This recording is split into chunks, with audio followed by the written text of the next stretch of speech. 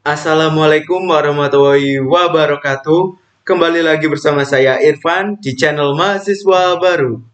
Kali ini saya akan membahas tentang konsep dasar analisa bisnis perusahaan.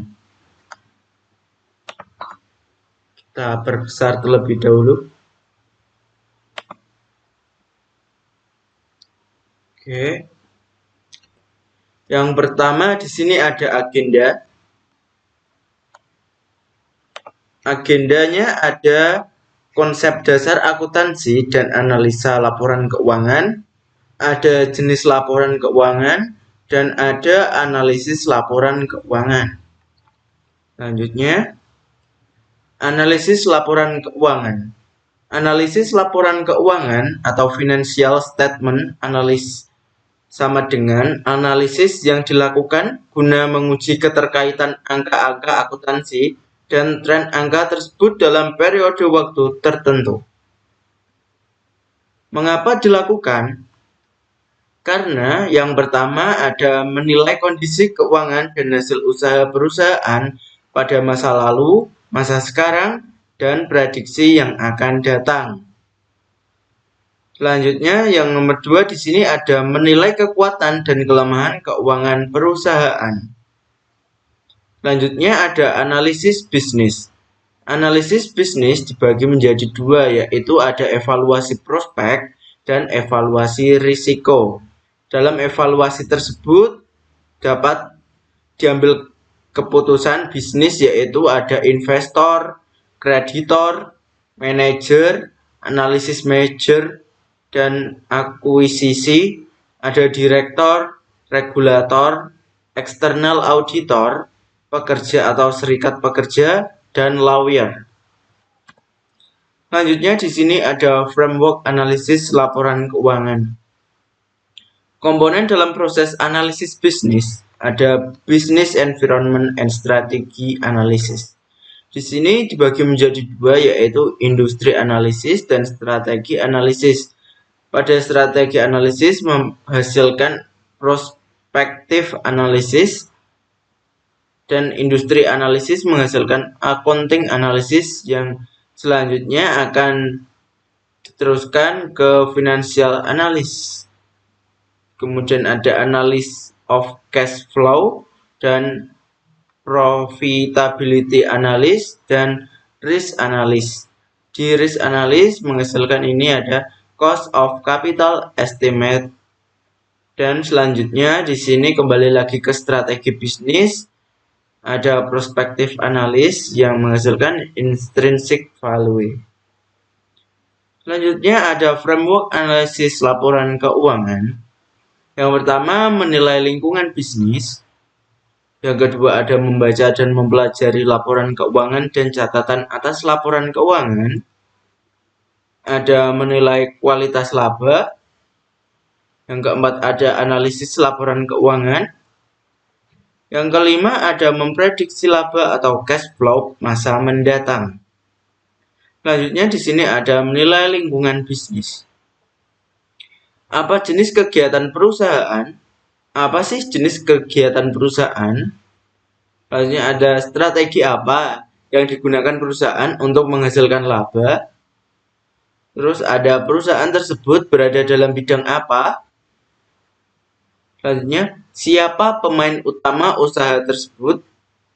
Selanjutnya ada siapakah pesaing utama perusahaan? Terus selanjutnya ada bagaimana hubungan antara perusahaan dengan konsumen dan supplier.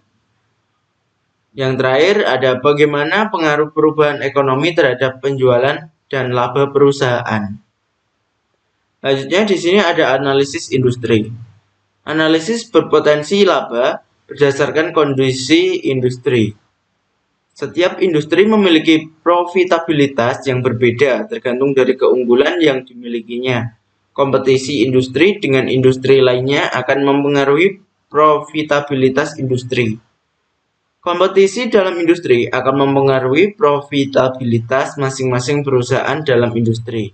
Struktur pasar dalam suatu industri menentukan apakah perusahaan dalam industri tersebut dapat memperoleh laba yang abnormal. Selanjutnya ada kondisi perekonomian mempengaruhi profitabilitas industri dan perusahaan. Di sini selanjutnya ada aktivitas bisnis. Aktivitas perencanaan tujuan dibagi menjadi 10. Yang pertama ada kompetisi, permintaan pasar, distribusi, kinerja manajemen, opportunity, tantangan, proyeksi, promosi, strategi, dan pricing. Selanjutnya ada faktor yang menentukan profitabilitas. Yang pertama ada rivalry among existing firm. Ada industry growth, concentration, differentiation, switching cost, fixed variable cost, excess capacity, dan exit barrier. Selanjutnya yang kedua ada trade of new entrants. Ada scale of economy, distribution access, relationship, dan legal barriers. Yang ketiga ada trade of substitute product. Ada relative price and performance. Ada buyer willingness to switch. Selanjutnya ada bargaining power of buyer. Ada switching cost, ada differentiation, ada importance of product of cost and quality, ada number of buyer, dan ada volume of buyer. Selanjutnya, bargaining power of supplier. Ada switching cost, ada differentiation, ada importance of product of cost and quality, ada number of buyer, dan ada volume per buyer. Nah, itu adalah industri profitability. Selanjutnya, ada analisis keuangan atau financial analysis. Proses untuk mengevaluasi posisi keuangan dan kinerja dengan menggunakan laporan keuangan. Ada yang pertama ada analisis profitabilitas, evaluasi pengembalian investasi. Selanjutnya ada analisis resiko atau evaluasi resiko dan kemampuan membayar. Yang ketiga ada analisis arus kas atau evaluasi sumber dan penggunaan dana, atau bisa disingkat sebagai alat analisis resiko, analisis arus kas, memunculkan resiko akuntansi. Selanjutnya ada prospektif analisis. Oke. Yang pertama ada proses to forecast future payoffs. Selanjutnya ada business environment and strategy analysis. Yang selanjutnya ada accounting analysis. Yang selanjutnya ada financial analysis. Yang terakhir ada intrinsic value. Selanjutnya di sini ada aktivitas bisnis. Aktivitas bisnis dibagi menjadi dua, yaitu aktivitas investasi dan aktivitas pendanaan. Dalam aktivitas investasi juga ada pembelian sumber daya dan ada penjualan sumber daya. Pada aktivitas pendanaan juga ada pemilik atau equity dan non-pemilik atau liabilities. Investasi sama dengan pendanaan. Kalian bisa lihat di sini, investasinya adalah pabrik, mall, dan lain-lain bisa menghasilkan uang.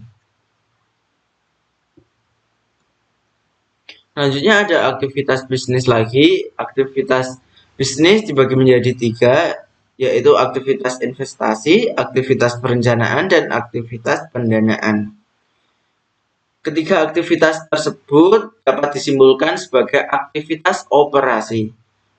Pendapatan dan biaya dari penyelenggaraan kegiatan produksi dan pemberian jasa. Selanjutnya ada laporan keuangan. Suatu laporan yang berisi informasi keuangan mengenai suatu badan usaha yang akan dipergunakan oleh pihak-pihak yang berkepentingan sebagai bahan pertimbangan dalam pembuatan keputusan. Laporan keuangan merupakan output dari sebuah proses akuntansi. Laporan keuangan. Di sini ada laporan posisi keuangan atau neraca atau statement of financial position atau balance sheet. laporan laba rugi dan penghasilan komprehensif lain, ada laporan perubahan modal, ada laporan arus kas, dan ada catatan atas laporan keuangan. Laporan keuangan dan aktivitas bisnis. Sini ada planningnya. Yang pertama investing, karnya ada cash, akun receivable, ada inventories, ada marketable securities, dan non-current ada land, building and equipment, ada patents and investment. Selanjutnya ada operating, ada sales, cost of goods sold, ada selling expense, ada administrative expense, ada interest expense, ada income tax expense. Selanjutnya di sini ada financing. Karnya ada notes payable, ada account payable, ada salaries payable, ada income tax payable. Selanjutnya ada non-karnya. Yang pertama ada bond payable, ada common stock, ada retained earning. Ini ada apa ya? Ada net income, selanjutnya income statement, ada cash flow, ada statement of cash flow itu yang planning. Selanjutnya yang investing ini ada aset dan balance sheet. Selanjutnya yang financing ada liabilities dan equity, ada balance sheet, ada statement of shareholders equity. Selanjutnya ada informasi tambahan. Selain laporan keuangan ada diskusi manajemen atau MTA, ada laporan manajemen, ada laporan audit, ada tambahan penjelasan atas catatan LK, ada informasi tambahan, dan ada proxy statement. Selanjutnya sumber informasi. Sumber informasi terdapat laporan tahunan, laporan keberlanjutan, laporan realisasi anggaran, laporan kontak manajemen, dan key performance indicator, announcement perusahaan, dan website. Selanjutnya ada akuntansi keuangan dan manajemen. Akuntansi dibagi menjadi dua, yaitu akuntansi keuangan dan akuntansi manajemen. Akuntansi keuangan adalah laporan keuangan dan pengungkapannya. Di sini ada pemakai eksternal. Pada akuntansi keuangan itu yang memakai adalah pemakai eksternal, ada investor, kreditor, supplier, pelanggan, dan lain-lain. Selanjutnya ada akuntansi manajemen yang adalah rencana anggaran dan laporan kinerja unit yang digunakan untuk pemakai internal, yaitu manajemen untuk tujuan pengelolaan perusahaan. Selanjutnya ada proses penyediaan informasi. Yang pertama, identifikasi stakeholder. Stakeholder dibagi menjadi dua, yaitu internal dan eksternal. Yang internal ada pemilik, manajer, pegawai. Yang eksternal juga ada pelanggan, kreditor, dan pemerintah. Yang nomor dua ada ketahui kebutuhan khusus informasi stakeholder. Yang ketiga ada rancang sistem informasi akuntansi untuk memenuhi kebutuhan stakeholder. Selanjutnya yang keempat ada catat data ekonomik dari aktivitas bisnis. Yang kelima ada siapkan laporan akuntansi untuk stakeholder. Itu ada sistem informasi akuntansi. Oke.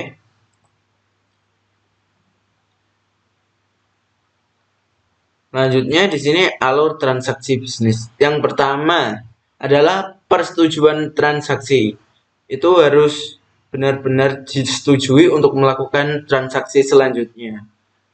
Selanjutnya yang kedua adalah transaksi terjadi. Nah, jika yang pertama tidak disetujui, maka yang nomor dua juga tidak akan terjadi.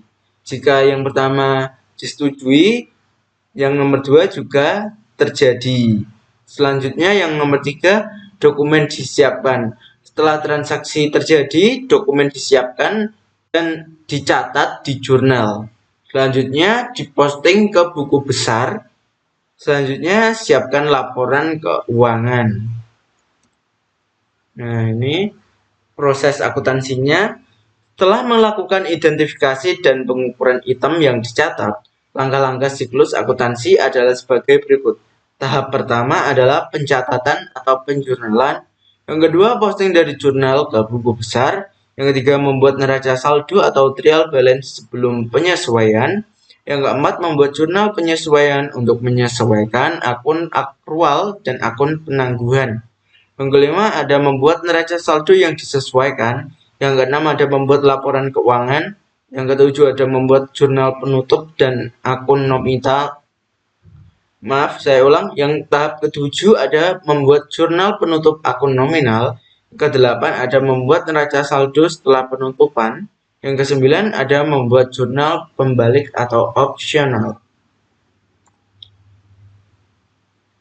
Selanjutnya di sini ada sistem akuntansi terdiri dari akun atau account dicatat ke dalam jurnal lalu diposting ke buku besar atau ledger. Selanjutnya sistem informasinya mencatat transaksi dan kejadian lain, selanjutnya mengklarifikasi item, selanjutnya meringkas dampaknya, selanjutnya melaporkan hasilnya ke dalam laporan keuangan. Nah, terima kasih. Sekian dari saya. Semoga bermanfaat. Bila ada kesalahan saya mohon maaf. Terima kasih sebesar-besarnya.